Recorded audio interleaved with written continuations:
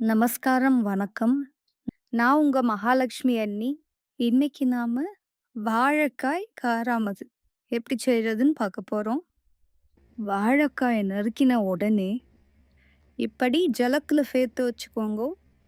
இல்லைன்னா கருத்து போயிரும். ருச்சியும் கசந்து வர ஆரம்பிச்சிரும். கொத்தமல்லி விதை பொடி, காரப்பொடி, மஞ்சள் பொடி, பெருங்காய பொடி,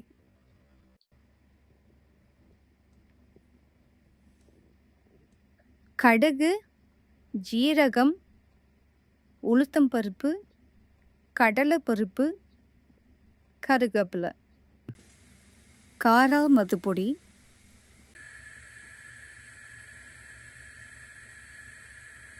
எண்ணெய் காஞ்சிட்டு இப்போ தாளிக்க போகிறோம்.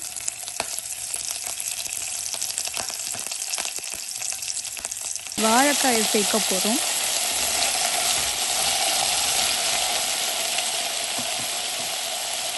காராமது பொடியை தவிர மீதம் இருக்கிற எல்லா பொடியும் சேர்க்க போகிறோம்.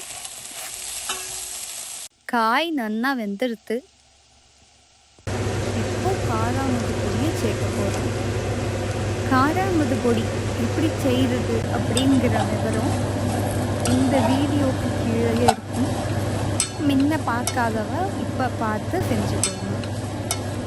இதை எல்லாரும் முயற்சி பண்ணி பார்த்து எப்படி வந்திருக்குன்னு எமக்கு கமெண்ட்ல சொல்லுவோம்.